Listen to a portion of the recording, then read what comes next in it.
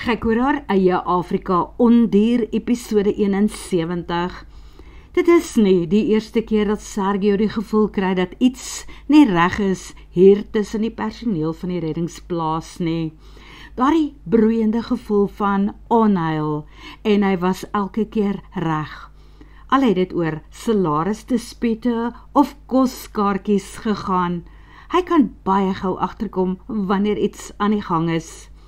Sergio sit woensdagmiddag al in sy bakkie om huis toe te ry, toe hy 2 manne by die hek sien instap, waarna hulle slap na links draai en agter die hoek van die lesingssaal verdwyn.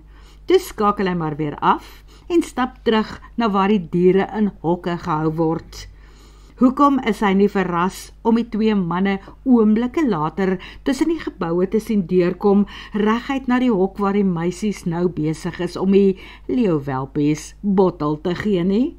Eenvoudig, na soveel jare in die bos, het hy hulle 6de sintuig ontwikkel oor die plaaslike mense. Sergio gaan staan half verskuil agter een van die mure en spits sy ore. Hy weet nie waaroor die manne met die meisies praat nie, maar veral Asja klink nie gelukkig nie. Asja se pa is die polisiekaptein met wie Sergio gepraat het die naweek waarop die stroopers die onder ons met die leeu's in een van die kampe gehad het. En sy is ook die een wat die leeuwelpies letterlik onder haar vlerk geneem het. Sedert die klein goed se aankoms was sy dag en nag aan diens by hulle. Haar matras is in die vertrek langsaan. Sy sê vir almal dat sy leeu's net so goed soos dokter Sergio wil kan verstaan. So passievol is sy oor hulle, dat sy vir die laaste 3 weke nog nie eens 'n naweek afgeneem het om huis toe te gaan nie. Wanneer die bekgeveg hewig raak, kom Mas, die man wat gewoonlik diens doen by die primate, aangestap. Hy probeer om die situasie te ontlont, maar dit werk nie. Sergio raak nie gewoonlik by die plaaslike mense se onderonsies betrokke nie, maar vandag kan hy nie anders nie. Hy kan tog nie hier wegry as hy die plek nie in basiese vrede agterlaat nie. Hy stap nader en daar wys die 2 manne wit oë en hakskene soos wat hulle op die vlug slaan. Hulle is duidelik versigtig vir hierdie groot veearts en dan het hulle mos gedink hy's al weg. Jy hoor net voete klap soos wat hulle om die geboue en toe by die hek uithardloop. Hulle is bereid om 'n vrou aan te vat, maar om een of ander rede sien hulle nie kans om die saak met hom ook te bespreek nie. Daarom sit hulle nie eers agterna nie. Die bosse het hulle waarskynlik klaar ingesluk. Sergio maak die hek met sy afstandbeheer toe. Die wat nou binne is, moet vra om uitgelaat te word. Van buite af word niemand ingelaat nie. Lafaards. Waaroor het dit gegaan? Vra Sergio vir Asja. Volgens hulle behoor die 2 welpies aan hulle. Hulle wou die kleintjies sommer nou met hulle saamneem, roep Asja ontstoke uit.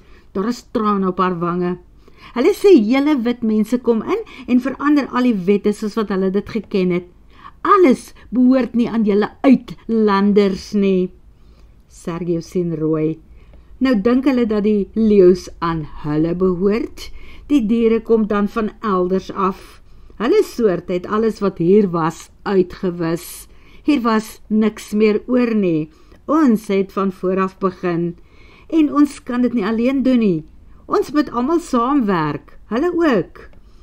Presies, hoe meer ons vir hulle sê dat die leeu's ook nie aan hulle behoort nie, hoe kwaader word hulle. Stem Mas saam, dat ons die natuurlewe vir die nageslag wil hervestig en bewaar en dat ekotourisme geld en voorspoed vir ons almal kan beteken. Maar hulle hou vol dat hulle hier is om die leeuwkies te kom haal. Dink julle hulle was deel van daardie stropersgroep wat die naweek in die leeukamp beland het? Wonder Sergio. Mas skud sy kop negatief. Nee, hulle is verseker nie familie of vriende van daai mense nie. Ek het hulle mos ook geken. Maar iemand moes vir hulle vertel het dat die baba leeuwtjies nou hier in die kampus en met die bordel grootgemaak word. Hulle het dalk die man wat hulle ingebring het ondervra. Dit beteken dat hulle dalk betrokke is by 'n groter syndikaat. Wel, dan moet ons hulle vastrek. Miskien moet ek hulle tog maar agterna sit en terugbring hiernatoe. Miskien kan ons inligting uit hulle kry. Uitvind wie hou die beursie vas. Sergio trek sy bakkiesleutel uit sy sak. Nee, Dr. Martinez, moenie. Jy gaan hulle nie sommer kry nie. Hulle verdwyn in gate en agter boomstompe in. Weet hy mos ook eintlik. En as jy dink jy herken hulle iewers, moenie hulle konfronteer nie, want hulle gaan nie huiwer om jou dood te maak nie. 'n Lewe is vir hulle niks werd nie. Hulle is nog nie daar waar hulle die groter prentjies sien nie. Keer Asja ook. Wel, as hulle nie huiwer om dood te maak nie, wat laat jou dink dat jy veilig gaan wees as hulle terugkom om die welpies te kom haal? Sergio is nou in twee geskeur. Die tydsberekening stink. Dit is die lang naweek waarop die klomp Europese werkers en vrywilligers, sowel as vir sy vee en kollegas gereël het om met die trokkie deur te gaan en Jambaan toe. Daar is 'n groot musiekfees en hulle gaan dit nie vir al die geld in die wêreld mis nie, veral nie oor 'n lang naweek soos hierdie nie. Ja, is lekker om jonk en useless te wees, besluit Sergio. Die helfte van hulle gaan gepleister en puisted terugkom, want van later vanaand af word daar al gerook en gedrink. Hulle is okay, maar hulle is nie heilig nie. Hy ken mos die spul nie van gister af nie. Ek is nou nogal bang, erken Asja. Ons sal nie veel kan doen as hulle dalk met versterkings terugkom nie. Ek het gedink of my pa te vra of hy dalk 'n paar konstabels kan stuur om hier by die hek en langs die draad te kom waghou, sê sy. Wel, as hy dit kan doen, sal dit baie gaaf wees. Dan sal ek hier wag totdat die konstabels aankom. Wel, ek is daarom ook nog hier, sê Moss, en gaan sit op die swaar banke en stoele van recycled plastiek, wat hulle by die taverne geleen het. Of is dit andersom? Het die taverne dit by hulle kom haal? Sergio kyk nou na die eetplek wat begin leegloop.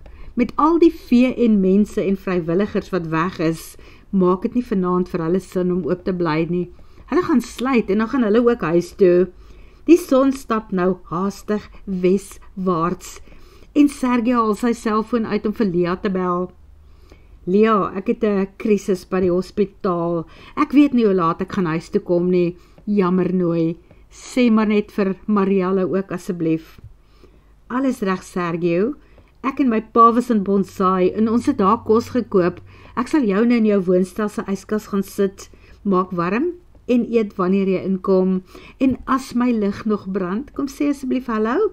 Ek mis jou, my Afrika ondier leeuman. En ek vir jou, my engel vrou mens sê. Nou wat is aan die gang daar? Kan jy vir my sê? Vra Lea. Dalk later. Net dat die klomp mos weg is in Jambaan toe vir die lang naweek, onthou jy nou weer? Die musiekfees wat daar is, en dat daar 'n bietjie onrus hier in die kamp by die hospitaal is. Maar is jy dan veilig, Sergio? Wel, seker so veilig as wat 'n mens kan wees, as jy jou 3.8 revolver onder jou linkerarm teen jou lyf dra. O maggies, ek weet nie of ek vanaand 'n oog sal toemaak voordat jy ingery het nie. Moet ek nie daarna toe ry met een van my pa se vuurwapens en kom help nie? Vra sy. Hy lag sakkies. Nee my bokkie, jy bly net waar jy is, agter die elektriese heining van Hurters Retreat. Eintlik is alles hier nou weer heeltemal onder beheer. Asja het in elk geval gevra dat haar pa 'n paar konstabels moet oorstuur om hier by haar te kom wag staan. Hy hou die donker vrouwtjie dop waar sy ook op haar selfoon praat en toe wys sy vir hom 'n duim opteken. Sergio voel sommer self beter. Hy weet mos sy's haar pa se oogappel. As dit van hom afhang, ontplooi hy elke reservis in die hele Mosambiek om sy dogtertjie hier veilig te kom hou. Teen 8 uur voed hy en Asja en Mos die welpies vir die laaste keer. Na die goedjie se toiletroutine sien hy uiteindelik die blou ligte tussen die bome aankom en hy maak die hek oop. So met 3 patrolliewaans met 'n hele paar vrywilligers. Ten minste weet Sergio dat Asja en Mos en die welpies vanaand veilig sal wees. Môre behoort vir hom self te sorg. Dit is al na 10 toe hy die afstandbeheer knoppie van Hurters Retreat se hek druk. Tot sy verbasing verskyn Lia op haar stoepie en hy stap eers daarna toe om te gaan groet. Maar hy is moeg en hy kan sien dat sy ook gedaan is en na 'n paar woorde gee hy haar 'n nagsoentjie en stap na sy woonstel om te gaan stort en in te kruip. Iewers onder die deken wat Gatto alweer vir haarself toegeëien het. So 'n klein katjie wat in staat is om 'n hele bed vol te lê. Maar hy mis dit om Lia se lyf ook teen syne te voel. Haar teenwoordigheid, haar warmte, haar saampik uit dieselfde bakkie kos as hy. Daarom eet hy niks en neem die ete saam werk toe om vir Mos en Asja te gee, toe hy 4:15 die volgende oggend daar uitry hospitaal toe. Asja het laat weet dat die polisiemanne teen 6 uur gaan onttrek. Dit is vir Lia sleg om gisterand net 'n paar woorde met Sergio te kon wissel, en vanoggend is hy so vroeg hier uit, dat sy hom nie eers hoor gaan het nie. Deur die dag WhatsApp sy hom, maar kan nie regtig agterkom wat aan die gang is, en of die klomp daar veilig is nie. Teen donderdagmiddag kan sy dit nie meer uithou nie. Sy bel. Hey leeuman, wat gaan daar by die reddingsplaas aan? Ek mis jou. Kan ek vir jou daar kom kuier? Dalk 'n toebroodjie of iets vir jou bring? Nee my engelvroukie, jy kan nie. Ons het 'n bietjie van 'n krisis hier. Watter soort krisis? Wel kom ek wys jou. Sit op videocall. Hy draai sy selfoon se lens en daar in sy arms lê een van die pragtige leeuwelpies. Sergio is besig om haar met 'n bottel te voer. Klein pootjies hou vas en tandjies werk daai Titi se galle dat die wit skuim om haar bekkie staan. Lang naweek mos, né? Musiekfees en ons het 'n tekort aan personeel en vrywilligers hier by die hospitaal. Ek weet nie wat ek vir die res van die naweek gaan doen nie. Miskien moet ek maar my slaapsak by die huis kom haal en terugkom na die rescue kamp toe. Ek kan die slaapsakke vir jou inbring en dan kan ek jou kom help, bied Lia aan, al voel sy so bietjie skuldig oor haar voorstel. Jesu en Anna kom ons ook vir die lang naweek deur en hulle hoop om vir haar en vir Sergio ook te sien. Vanselfsprekend sal Sergio sekerlik graag die tweeling wil sien. Nee, die klomp Europeërs is nie hier nie. Daar volg 'n lang stilte voordat Sergio weer praat. Lia, nee. Dit gaan nie veilig wees vir jou om hier te wees nie. Daar is ongelukkig 'n ongesonde belangstelling in hierdie twee welpies en ek voel amper dat ons hulle eerder hier moet wegkry en dalk kan Asja slag na haar huis toe gaan. Nou daar het jy dit dan, roep Lia verlig uit. Kom huis toe en bring die leeuetjies saam. Wat? Het jy gesê ek moet hulle huis toe neem, Lia? Hoor sy Sergio se verbaasde stem. Ja, hoe anders? Ek is seker die hospitaal het hokkies waarin jy hulle kan vervoer. Sergio se selfoon raak stil. Die man is aan die dink. Toe praat hy weer. Ek hou eintlik van jou voorstel dat ons die welpies moet huis toe neem. Maar wat van Gatto? En wat gaan jou pa sê? Ons kan hulle nie die hele naweek in klein hokkies hou nie. Hulle moet kan rondbeweeg. Wel Manuel het sulke oogiestraatgoedjies wat hy aan mekaar las, dan maak hy kampies op die grasperk vir die skapies, as hy nie wil hê, hulle moet in die blomtuin kom nie. Dit is nogal sterk, veral as dit groter skapies kan inhou. Ek is seker dat hy ons sal help om vir die leeuwtjies 'n groter hok buite daarvan te maak. Dan kan ons hulle ten minste beperk tot een plek en agter Hurt's Retreat se heining behoort hulle veilig te wees. Ek dink nie iemand sal sommer hier kan inkom nie. Ja, so 'n tipe hok kan nogal goed wees, want die goedjies raak nou spelerig en vreeslik besig. Dan bring jy hulle huis toe, Sergio? Vra Lia. Ok, goed, verseker bring ek hulle huis toe. Ek kan aan Asja se gesig sien dat dit vir haar ook 'n oplossing sal wees. Sy was regtig baie bekommerd, maar byt vas. Ek vertel jou later alles wanneer ek by die huis kom en ek sal laat weet as ek wegry hier. En toe raak dit stil. Hy is seker besig om tot aksie oor te gaan. Baba hokkie?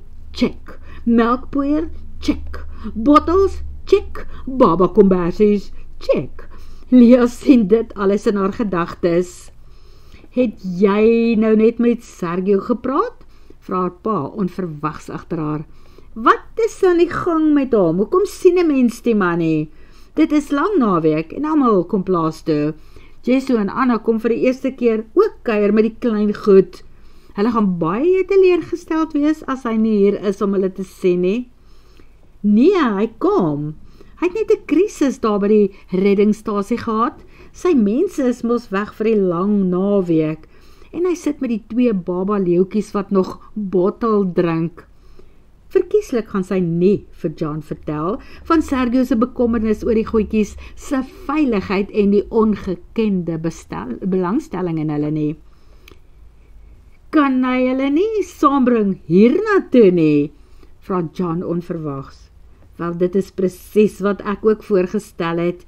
Dink pa, ons kan dalk daardie hokpanele leen, waarmee Manuel die skape soms op die grasperk laat wei. Natuurlik kan Sergio dit gebruik. Ek sal sommer dat die ouens 4 of 5 of hoeveel uithaal, voordat hulle huis toe gaan. Maar wat van Gatto? Vra John bekommerd. Sal hulle haar nie verniel as hulle haar in die hande kry nie? Hulle is leeu's, al is hulle babas. Nee, wat? Gatto is straatwys genoeg om van hulle af weg te bly. Nou, 'n klompie dae van omswervinge het sy waarskynlik ook 'n paar kung fu en kickbox triks aangeleer, soos haar pa en ma, spot Lia. Lia wag om van Sergio te hoor en toe hy laat weet dat hy oor 10 minute op die plaas gaan wees met die 2 leeuwelpies, stap sy so lank hek toe. Sy kan nie wag om die goedjies weer te sien nie. Maar wie ry eerste in? Jesu en Anna met hulle tweeling babetjies in draagsakke op die agterste sitplek van hulle Toyota Yaris, vasgemaak in die veiligheidsgordels. Die 2 lyk verbaas om haar daar te sien en Jesu klim uit die motor. Het jy vir ons kom wag, Lia? Ek het vir die babas gewag, maar dit is lekker om julle ook weer te sien, spot sy. Dit sal wreed wees om vir hulle te sê, dat sy eintlik vir die leeuwelpies, daardie babietjies, kom wag het. Ag, dit is so dierbaar van jou, Lia, en dit is heerlik om jou op die been te sien na jou operasie. Hoe gaan dit met jou, en hoe voel jy? Jesu sit sy arms om haar, en gee haar 'n wonderlike drukkie. En Lia ervaar die warmste gevoel van broeder en susterliefde heensom. Hy was 'n enigste kind en sy was 'n enigste kind, en hoewel hulle soort van saam groot geword het, was elkeen dikwels meestal alleen en op hulle eie.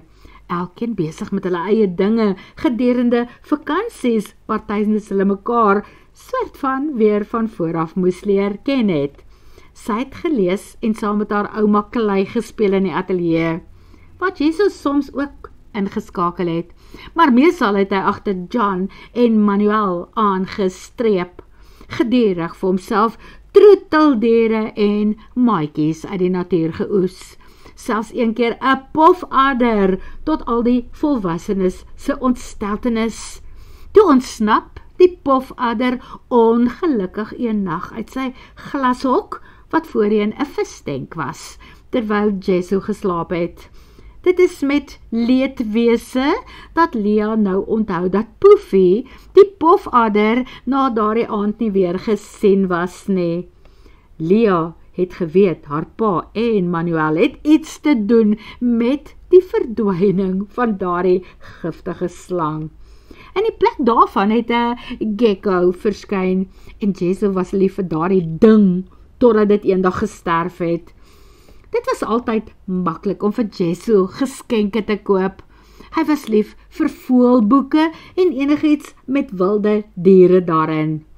Lea se ma en pa het een keer vir hom 'n hele sak vol plastiek wilde Afrika diere gekoop. 'n Dieretuin van soorte. Daai goed word steeds op 'n rak in sy kamer uitgestal. Die kamer wat hy en Anna nou in sy ouers se woonstel hier by Hurters Retreat gebruik. Kom kyk die kleintjies. Jezzo maak die agterdeur van die jares oop sodat Lea kan inkyk en sy doen en dan steun sy uit die diepte en opregtheid van haar hart. O, maar bra, hulle is so mooi. Kyk net daardie ou klein handjies en hulle neusies. Wat 'n voorreg om ouers van hierdie klein wonderwerkies van julle te wees. Op daardie oomblik bedoel sy dit elke woord wat sy sê. Die goedjies is so klein en broos en afhanklik en tevrede, asof hulle weet dat die ouers wat daar voor hulle in die kar sit, hulle met hulle lewens sal beskerm en koester. En toe ry Sergio ook in. Hy stop langs hulle en spring uit sy bakkie. Hy kan amper nie wag dat Lea moet terugstaan, sodat hy ook by die kar kan inhang oor die kleintjies nie. En toe roep hy uit, Hemel, kyk net hoe groot het julle ouens geword. In 2 weke. Dit is so goed om julle weer te sien. En eers wanneer Jezzo en Anna weer wegtrek en ry na waar oupa en ouma da Silvas al op die stoep staan en uitkyk vir hulle, draai Sergio na Lea. Hy vra, hoe voel jy, meisiekind? Enige pyn meer? Nee, glad nie. Hy vat haar vas en lig haar effens van die grond af. En as ek dit doen? Nee, ek sê mos, ek is oor dit. Ek is gesond. Nee, seker nog nie heeltemal nie, maar kom ons glo, ons kom daar. En toe lig hy haar tot op die kappie van sy engine, van sy bakkie se engine.